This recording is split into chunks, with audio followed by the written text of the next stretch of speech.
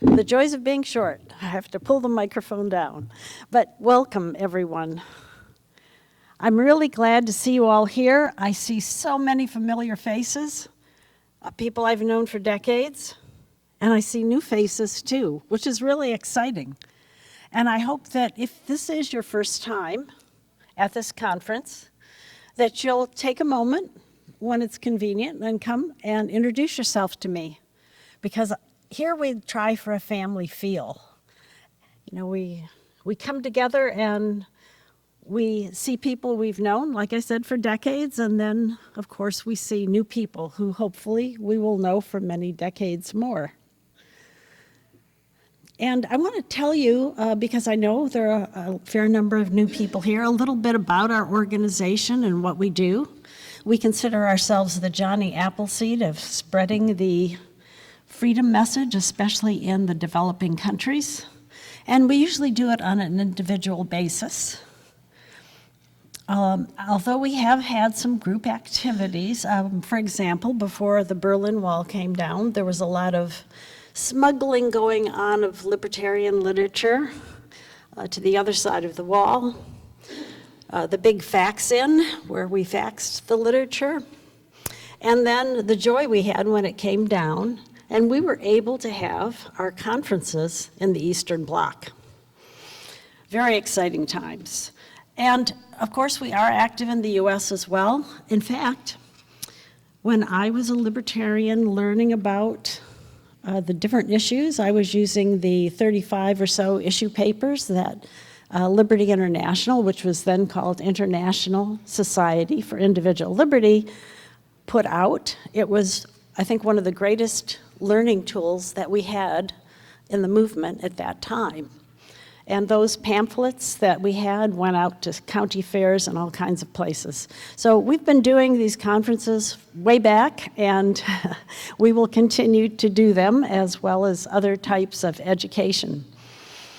But this was all made possible because the people who were really the activists in this organization, Vince Miller and Jim Elwood, they were the ones who really pioneered most of this. And they did it by living on a shoestring so that they could do all of this work and make every donor dollar count. And we try to do that today. We try to be very efficient with any donor funds that we get. Now, I'm sad to say that Vince Miller is only with us in spirit now.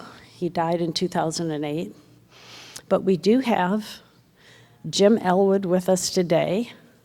And I would like Jim to join me on the stage. Jim Elwood.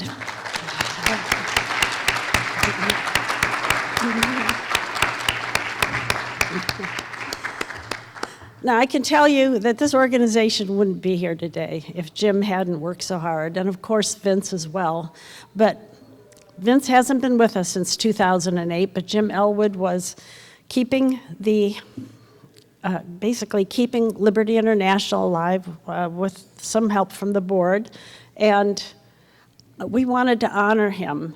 He's also our historian. We're always asking him, Jim, what happened during this time, or do you have the paperwork for this particular thing? So what we'd like to do is honor him today with this medallion, which he's going to wear at the conference, I hope. Oh, thanks.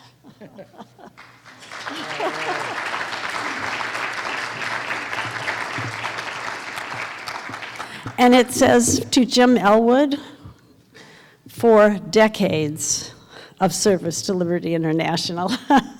It's handmade, and I wanted him to have it for this, because if you have a question about the history of this organization, he's the guy. And you can easily find him now because he has this special medallion, which was hand-carved, by the way. It is nice. Yes, so. Hey.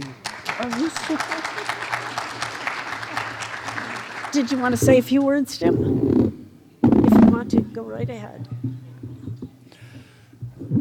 Well, thank you, folks. All I want to say right now, I appreciate what's been said about me and Vince and all that, but Yeah, I've said many times over the years, is the real work out in the world has been done by a terrific network of individuals in the various countries, and a lot of them under very difficult circumstances that we don't face here in the U.S., even in the last few years. So they're the ones that really deserve the credit, and we always just try to help them as much as we can from afar. So anyway, thank you.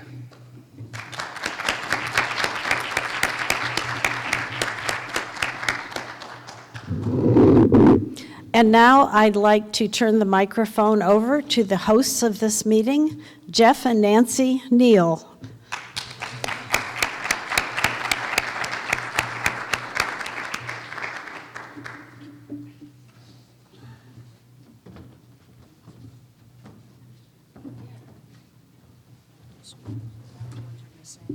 Thank you, Mary. My name is Jeff Neal. We're honored, my wife and I, Nancy, to be the official hosts of this conference. Now, I know that there are people in this room who've never been to the U.S. before this event. And there's more people who've never been to Texas before. So what I want to say to you is, welcome to Texas. Now,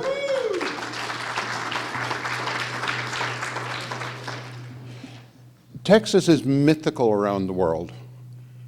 The references people think of cowboys and big oil. And am I too close or am I too loud? Both are, there's a good reason why we're known for that. There really is. And of course, everything is bigger in Texas. Well, no, it's not.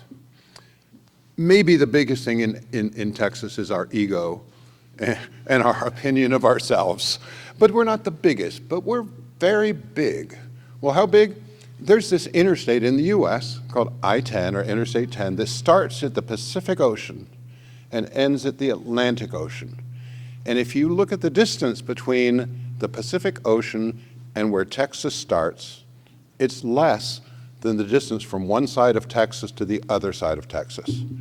And the distance from that other side of Texas, the Atlantic Ocean, is also less than the distance across Texas. Now, if you take a different road and you start in Mexico at the very bottom of Texas, and you go all the way to the north of Texas, it's almost exactly the same distance as it is from Texas to Canada. That's big. In fact, we're bigger than France. Yeah, go Texas. Now, of course, Alaska is bigger than we are, and we represent that. The fact that most of it is uninhabitable is, besides the point, where we've only got a big chunk that's virtually uninhabitable called West Texas, which, well, you've got to love weather that's just really hot, whereas if you're Alaska, you've got to love freezing to death. But Texas also is number 2 in the U.S. in population. Of the top 12 cities in the U.S., there's only 2 states that have more than 1 city on that list. New York? No. Illinois and Chicago? No. It's California and Texas. California has Los Angeles and San Diego. 2. We have 5. We have Houston, Dallas, San Antonio, Austin, and Fort Worth are all in the top 10. Which is indicative of part of the character of Texas. High population density in certain areas, and virtually nobody anywhere else. In fact, we have 254 counties in Texas, and 93, I think it is, or 94 of those have less than 10,000 population in the entire county. But we have somewhere around 270 towns and cities that have a population of more than 10,000. There's this little place out in the middle of nowhere called Loving County with 43 people. Okay, and of course Texas is famous for oil and cattle. But we are the number 1 oil producing state in the country. We're also number 1 in wind power and number 2 in solar, because we're an energy state, not an oil state. Now, cattle, way, way beyond any other state in terms of production. The other interesting thing is that Texas is the #1 agricultural exporting state in the U.S. We export more agricultural product than anybody else. We're also #1, for example, in cotton, very high up in timber, and a whole bunch of other stuff. And here in Texas, about 98% of all farms and ranches are privately owned, family-owned enterprises. Whereas if you go to places like Iowa, Indiana, Illinois, that most of those farms are corporate. Ours are not. They're family-owned. Of those family-owned farms, 39% of them are owned by women. Now, we Texans understand that because in Texas, the women are beautiful, they're smart, and they're tough. In fact, an exemplar of that is go walk out in one of our sponsors, Blood of Tyrants. Go talk with Kate. She is beautiful, she is smart, and she's tough. That's what Texas women are like. We love that. And it's about the people that makes Texas special. And I'm going to quote something from, look, I was born in England, so I thought this was really funny. Back in 1991, Queen Elizabeth II visited Texas. In a speech in Austin, she said, "No state commands such fierce pride and loyalty. Lesser mortals are pitied for their misfortune in not being born in Texas." And that exemplifies a lot. But the difference is we are open to people from other countries. I was born in England. I've been welcomed as a Texan, heart and soul, because they can sense, they know, they learned that I want to be a Texan. We're not quite as friendly to the people who come from stranger places like California, who say, "You guys should change." We like to tell them, that way's the exit. So we're special. But also, Texans are warm, friendly, open, polite. Many of this is a characteristic across the entire South, but I think we do it better than any of them do. So what I'm saying to you is, welcome to Texas with open heart, open soul. We're happy you're here. Thank you.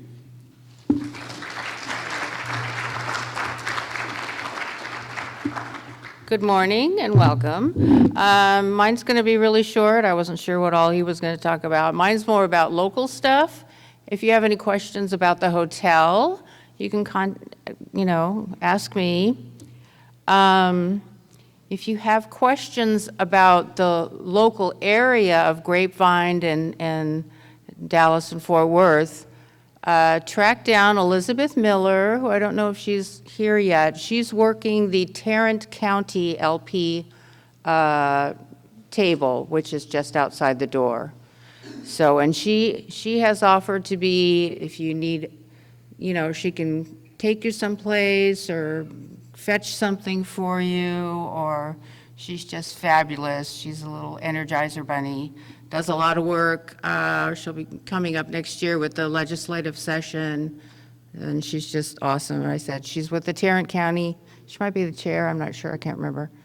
The Tarrant County LP, and they have a table just outside the door, and ask for her if you need questions about the area. And there are some beautiful things. I mean, if you get a chance, right across the road is the Bass Pro Shop, and you can see all kinds of cool hunting, fishing stuff. You can even, I think you can do some shooting.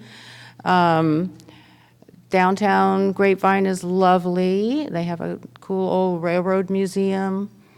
And if you get a chance, I would recommend going to the Gaylord Hotel. It's a chain, but they're only in there's just a handful of them in the country, and they're spectacular.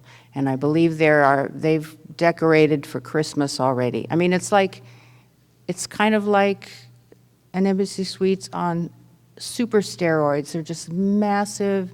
It's got like theme park inside and little, it's just wonderful. So that's pretty much all. Oh, I know what I was going to say. All day, I said a lot of this is kind of housekeeping stuff. The first room outside of this hallway, the Cross Timbers room is going to be all day help yourself beverages and a hangout break room. So in between talks, you can go over there and help yourself to beverages. And that's pretty much all I have right now. I don't like to talk like he does, so. I will see you around. Ask me, come to me if you have any questions about the hotel. Thank you.